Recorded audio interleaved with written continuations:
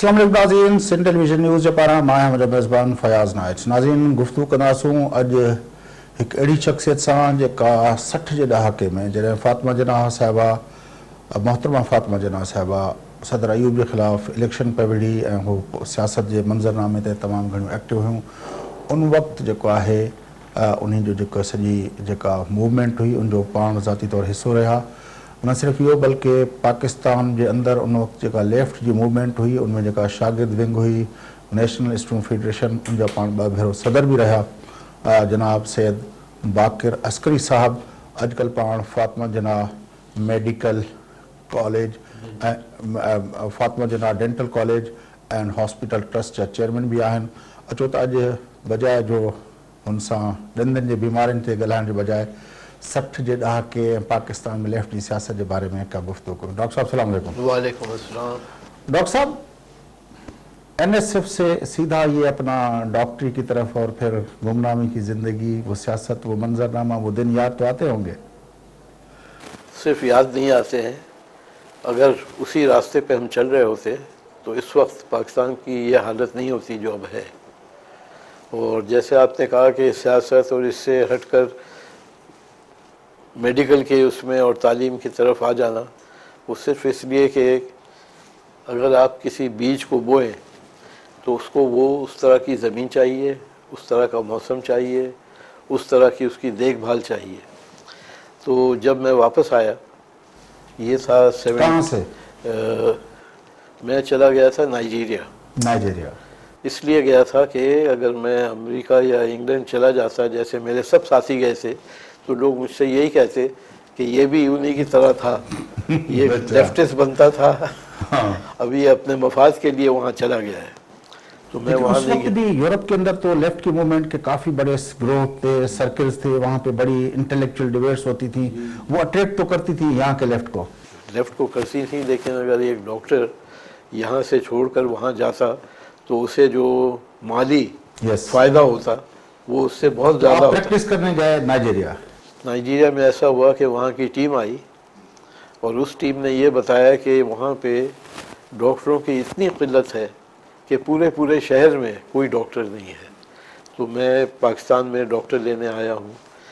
उस वक्त मैंने ये सोचा कि ऐसा वक्त आ गया था जहाँ पे लेफ्टिस्ट पे अताब आ रहा था, तो स्केप की जगह चाहिए थी।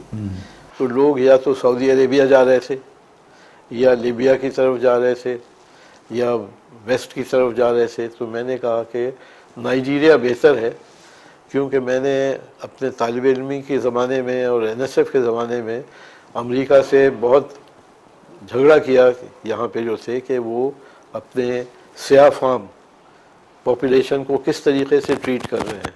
उसके ख़िलाफ़ जो है NSF ने काफ़ी काम किया और उसमें मैं पेश था।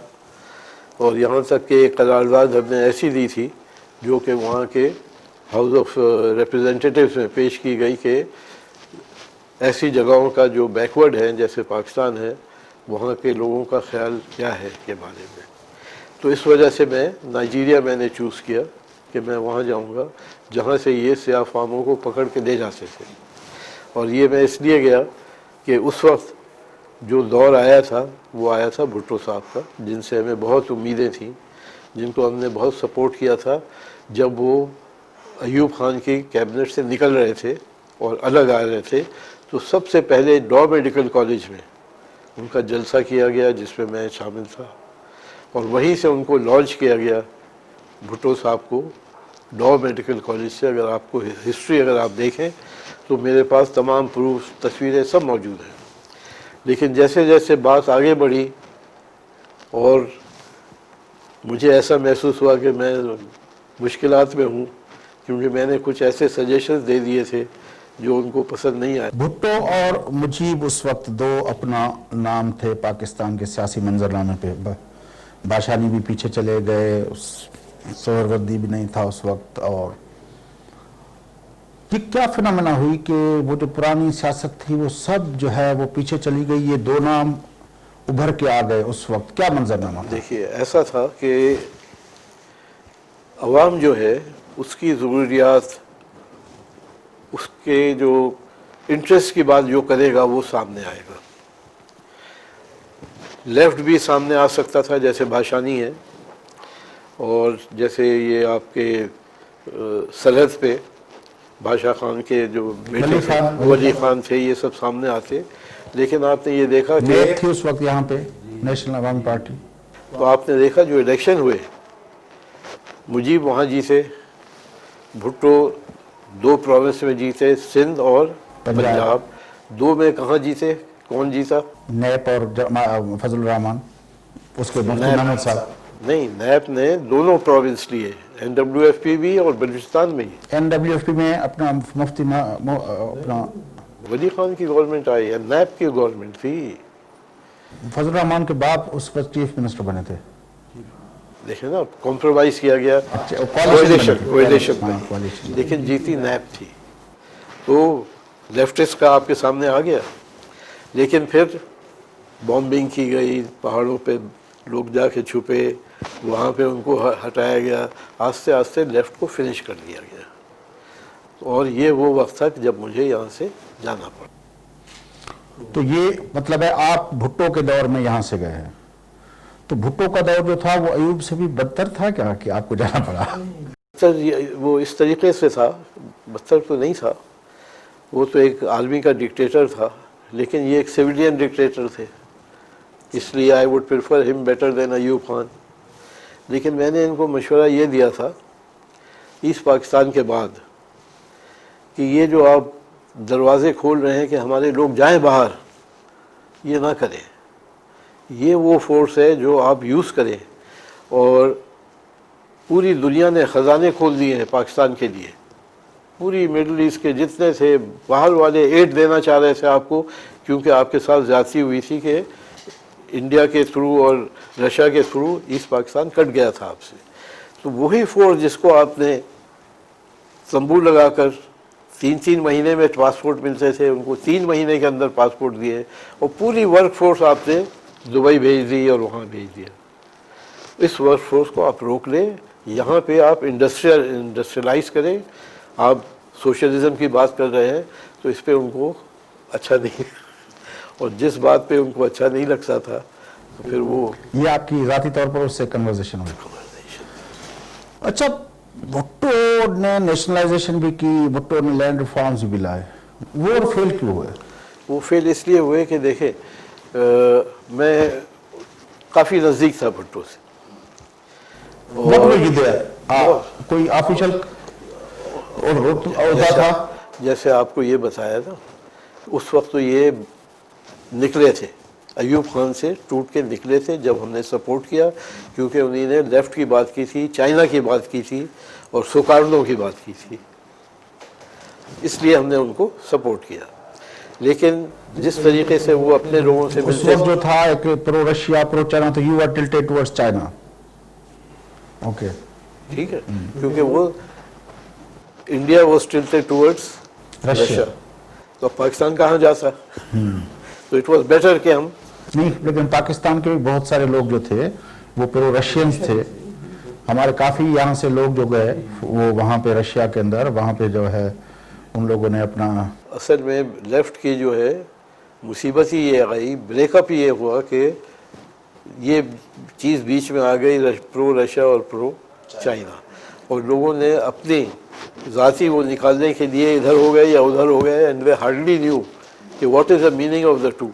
अब आप ये देखें कि रशिया जो है अब वो नहीं रहा सोशलिस्ट कंट्री, चाइना देख लें आप, it is still there, it is a leftist country, it's a communist country. लेकिन अभी दुनिया उसको लेफ्टिस्ट नहीं है। नहीं, अब देखें ना, टाइम के लिहाज से जो मार्क्स ने और एंगल्स ने जो वो दिया था फ़लसफ़ा, वो यही था कि this is nothing fixed, it has to change according to the time and according to the world affairs.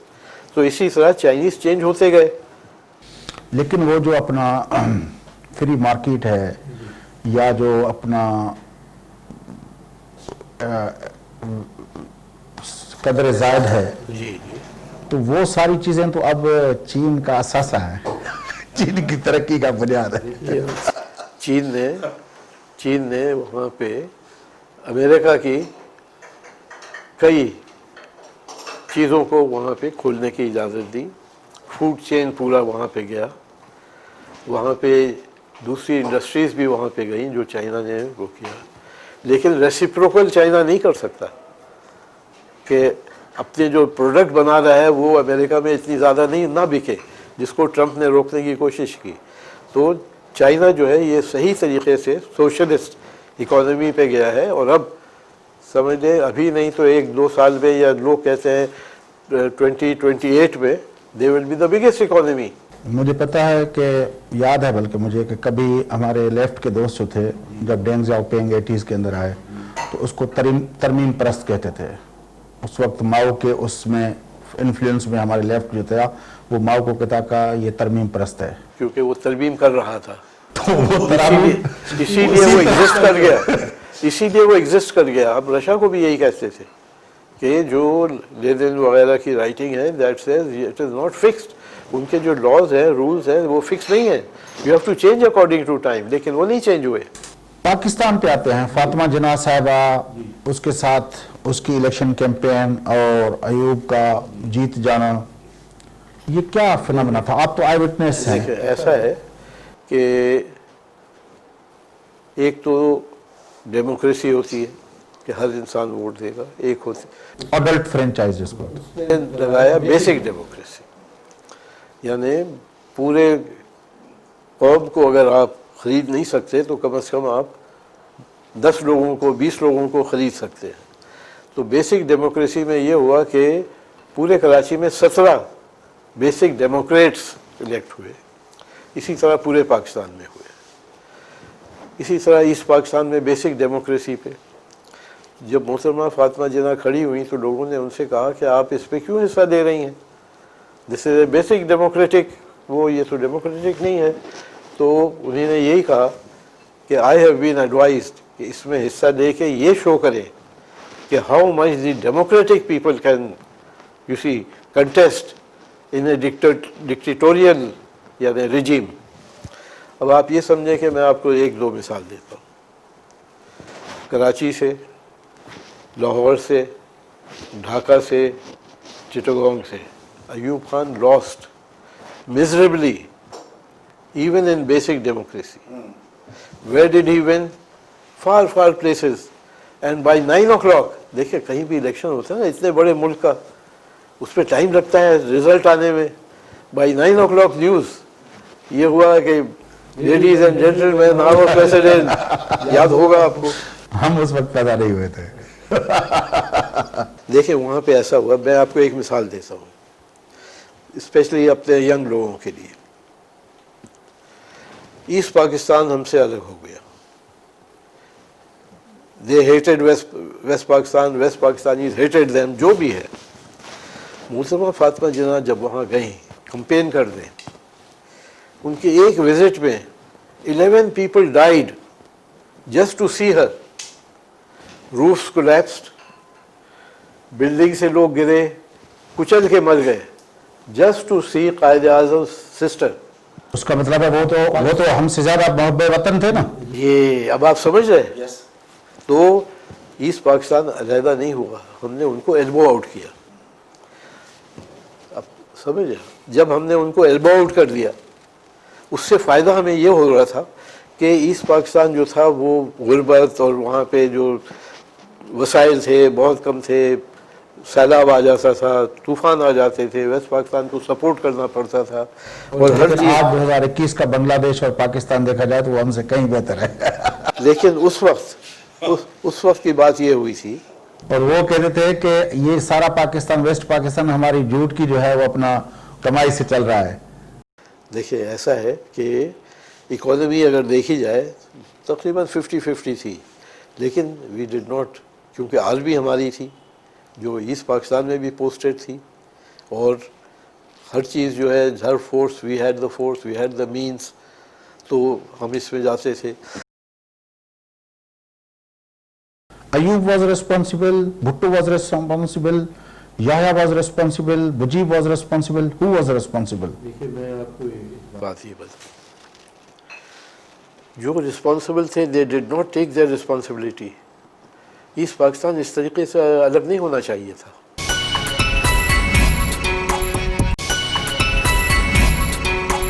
East Pakistan इस तरीके से अलग नहीं होना चाहिए था।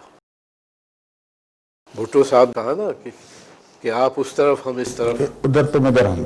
ठीक है, आप वहाँ के प्राइम मिनिस्टर हो जाए, मैं यहाँ का हो जाता हूँ, वो भी बुरी बात नहीं है। बुरी बात कहाँ पे आई, जहाँ पे आपने ये किया कि उनको बाउ डाउन करने की कोशिश की to the waste Pakistan.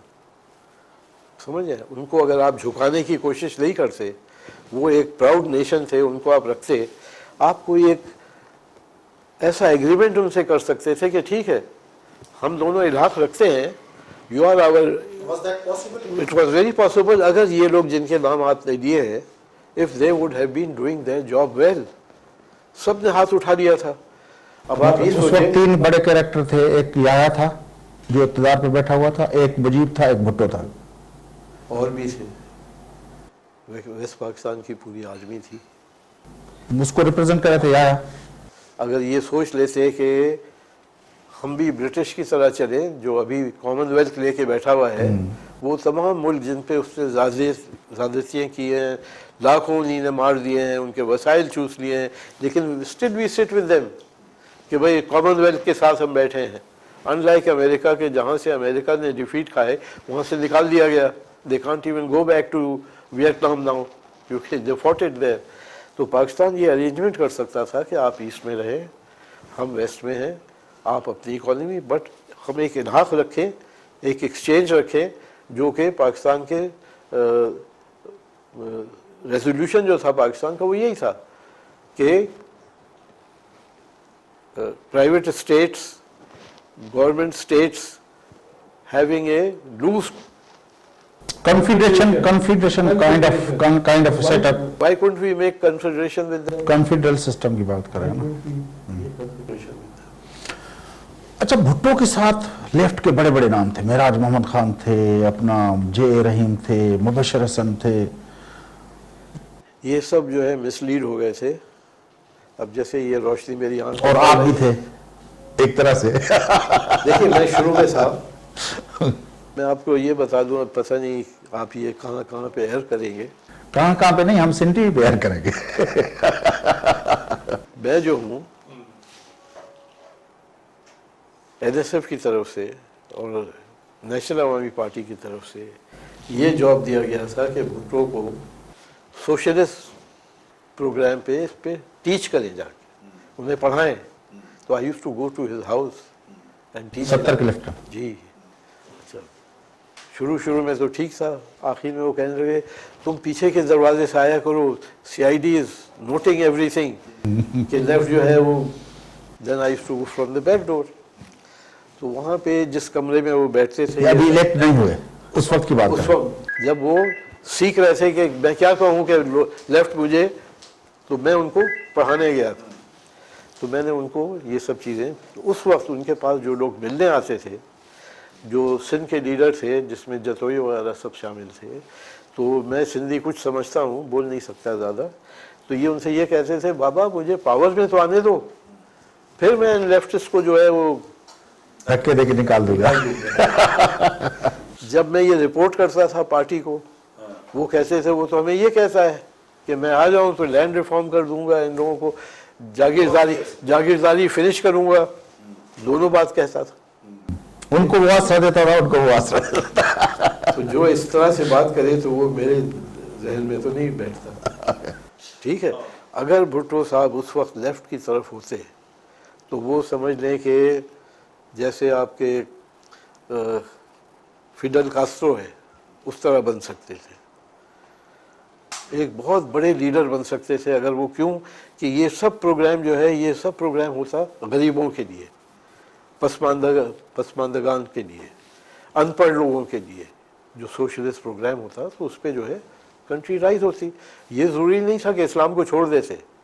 Economic चीज़ें जिस पे आपने बात किया नेशनलाइज करने का, देखें नेशनलाइज सिर्फ इसलिए किया गया कि उसके बाद जब वापस दिया जाएगा तो वो चीज़ें डेवलप हो चुकी होंगी। तो ईस्ट पाकिस्तान में, वेस्ट पाकिस्तान में आपने 2 इंडस्ट्रियल यूनिट्स बनाए, जिस जो यहाँ कराची में भी है, आपके EPIDC और WPIDC। ये अब जो PIDC है इसका नाम था WPIDC। हाँ, इसके तहत आपने इंडस्ट्रीज को डेवलप किया। ये तो अयूब के दौर की बात है। जी, डेवलप किया। और जब हमारे अपना पब्लिक सेक्टर की इंडस्ट्रियलाइजेशन हुई, जिसमें हैवी मैकेनिकल अपना ये और ये सब डेवलप हुआ नेशन के पैसों से, और वो प्राइवेट वालों को दे दिया गया। कितनी ज्यादती आप समझ रहे? ये तो फिर ज़िया-उल-हक के ज़माने में हुआ ना। नहीं, ये अयूब खान के ज़माने में हुआ। फिर लेकिन भुट्टो ने तो आके नेशनलाइज किया सबको। नेशनलाइज, वापस नेशनलाइज किया। लेकिन किन यूनिट्स को नेशनलाइज किया कि जो है तरक्की कर रहे थे, उनको यूटिलाइज, उसको नेशनलाइज करके, और वो लोग नहीं थे जो उसको चलाते इस उससे कि हमें इससे पब्लिक को फायदा, मतलब एक होमवर्क नहीं किया, होमवर्क नहीं किया हुआ था। और ये सिर्फ लेफ्टिस्ट को वो करने के लिए कि मैं नेशनलाइज कर रहा हूँ। लेकिन वो तमाम जो चल रहे थे दे बिकेम सिक यूनिट्स। आपने सुना होगा कि इंडस्ट्री सिक हो गई। अब सिक इंडस्ट्री को कौन लेगा? फिर गवर्नमेंट ने ले लिया। यहाँ तक कि स्टील मिल का हाल आप देख रहे हैं, PIA का हाल देख रहे हैं, रेलवे का हाल देख रहे हैं। जो कुछ भी पब्लिक यूटिलिटी के लिए चीज़ें थी वो सब जो है तबाह हो गई। एक पुराने सियासी एक्टिविस्ट के तौर पर और एक आई विटनेस की हैसियत में एक ही मैं आपसे सवाल करता हूं, और मेरे ख्याल में आप तफसील से उसका जवाब देंगे तो फिर प्रोग्राम को वाइंड अप कर देंगे। 60 की दहाई में, 70 की दहाई में, 80 की दहाई में, 90 की दहाई में हमने कहाँ क्या क्या मिस्टेक्स की? व्हाट वेंट रॉन्ग कि हम एक तरक्की के सफ़र पे अभी तक शुरू नहीं हुए, अभी तक हम स्लो अपना स्पेस पे हैं। 60s में, 70s में, इसमें अगर आप आए, ठीक है, आपको जाना पड़ेगा 50s में एंड अर्ली 60s में। सबसे पहला वार जो हुआ है पाकिस्तान की तरक्की के लिए, वो अयूब खान ने किया है बाय ब्रिंगिंग एब्डो सुना होगा आपने। जितने बड़े बड़े और ज़हीन तालीम याफ्ता जो कि इंडियन सिविल सर्विस पास होके ब्रिटिश के टाइम के, वो सेक्रेटरीज लगे हुए थे, तकरीबन 11, वो पाकिस्तान को उठा रहे थे। उन सबको एब्डो कर दिया। और जो उनके ख़िलाफ़ वो लगा है कि उसने अपने किसी रिश्तेदार को मिल का वो दे दिया, इंडस्ट्री लगाने की वो दे दी, चलो इसको हटाओ। और खुद अपने बेटे को क्या कर रहा था? गौहर अयूब ने सारी जो अपना गंदारा, देखिए, they were all removed. When they were removed, people of their choice was brought in who were incapable of doing. उस वक्त से इंडस्ट्री आपकी तबाह होनी शुरू हुई। आपके ये क्या नाम है, एग्रीकल्चर। उससे पहले हम कौन सा अच्छे थे? वो सिकंदर मिर्जा का जमाना, उससे पहले जो है अपना मलिक, अपना उसका क्या नाम था? देखिए, जो अच्छा था वो मलिक जो अपना हमारा गवर्नर जनरल था। जी, कालाबाग। नहीं, मलिक दूसरा था जो बोल नहीं सकता था, उसको जो मलिक गुलाम मलिक गुलाम का जमाना कौन सा अच्छा था? गुलाम मोहम्मद। हाँ, मलिक गुलाम का जमाना कौन सा अच्छा था? या इस्हाक खान, अपना ये सिकंदर मिर्जा का जमाना क्या अच्छा था? मैं आपको बताऊं, ईस्ट पाकिस्तान को अभी आप कंपेयर कर रहे हैं ना। ईस्ट पाकिस्तान ने 1951 में इलेक्शन किए, अडल फ्रेंचाइज पे मुस्लिम लीग को हरा दिया। जुक्तो फ्रंट आया, जुक्तो का मतलब है यूनाइटेड फ्रंट आया, और आते के साथ ही ज़मींदारी को फिनिश कर दिया। जब ज़मींदारी फिनिश हो गई तो जो जिसके पास ज़मीन है, अच्छा वहाँ पे सिर्फ ज़मीन का फ़ायदा नहीं है, तालाब, जिसके पास तालाब है उसमें मछली है तो वो उसका एक प्रोडक्ट है, वो उसको मिल गया जिसके पास होना चाहिए था। इसीलिए भुट्टो साहब ने लैंड रिफॉर्म्स की बात की, उसको यहाँ नहीं आने दिया मुजीब को कि मुजीब प्राइम मिनिस्टर बन जाए पाकिस्तान का, क्योंकि वो फिर दूसरे लेफ्ट के साथ मिल के यहाँ की ज़मींदारी को विथ वन स्ट्रोक फिनिश कर देता। तो यहाँ के ज़मींदारों ने सब ने मिल के भुट्टो साहब को सपोर्ट किया कि उसको निकालो, वो निकाल दिया गया उनको। फिर यहाँ पे जो है लैंड रिफॉर्म जो आए, पहले बहुत अच्छे आए कि 150 एकड़ पर पर्सन से ज़्यादा नहीं हो, लेकिन पर पर्सन का मतलब है मैं एक हूँ, आप मेरे पर्सन है, आप मेरे पर्सन है, 200 मेरे पर्सन है, तो 150 इंटू 200, आई रिटेन माई लैंड्स, आई रिटेन माई, क्या रिफॉर्म हुए? फेल रिफॉर्म्स करके जस्ट फॉर द सेक कि भाई रिफॉर्म कर रहे हैं। और जब तक जो आप कह रहे हैं कि अब होना क्या चाहिए, जब तक जागीरदारी, ज़मींदारी, आपके ये समझे कि सरदारी सिस्टम नहीं फिनिश होगा, जब तक पाकिस्तान कहीं नहीं है दुनिया में, आज तक कहीं ऐसा नहीं है कि एक इंसान के सामने दूसरे इंसान आके ज़मीन पे बैठे क्योंकि वो उनकी ज़मीनों पे काम करते हैं, उनको लात मारते हैं। पूरे हिंदुस्तान में ऐसा है? हिंदुस्तान में बड़ी बड़ी बरादरी के वोट होते हैं। देखिए सब होता है, वहाँ ये नहीं होता कि अब देखें वहाँ पे ज़मींदार क्या कर रहे हैं, फार्मर्स जो आके आजकल भी वहाँ पे किसानों की मूवमेंट चल रही है। क्यों चल रही है? क्योंकि ज़मीन उनकी है। वो ऐसे लॉ ला रहे हैं अब मोदी के थ्रू कि उसके ऊपर कंट्रोल करे कि वहाँ की प्रोडक्ट जो है वो गवर्नमेंट जो है वो खरीदेगी, they will not be able to sell it in the market, इसलिए प्रोटेस्ट हो रहा है। तो यहाँ पे ये चीज़ जो है ये पहले ही ला दी गई। तो जागीरदारी खत्म हो और अब ट्राइबल सिस्टम खत्म हो, समाजी तौर पर वो मईशत के तौर पर, बाकी सब ठीक है। सिविल मिलिट्री बैलेंस को आप अहमियत नहीं देते इतनी? किसको? सिविल मिलिट्री बैलेंस को ये अयूब का मार्शल, ये याह्या का मार्शल, ये ज़िया का मार्शल, ये मुशर्रफ का मार्शल, और ये पीछे बैठ के डोरियां हिलाना, वो रो रहा है नवाज शरीफ के मुझे क्यों निकाला, उसको पता नहीं है। व्हाट्सएप पे एक जोक आया था कि 100 इंडियंस से पूछा गया कि आप चीफ ऑफ आर्मी स्टाफ आपका कौन है, आपका प्राइम मिनिस्टर कौन है? तो 100 ने जवाब दिया मोदी हमारा प्राइम मिनिस्टर है और उसको हमें पता नहीं कौन है।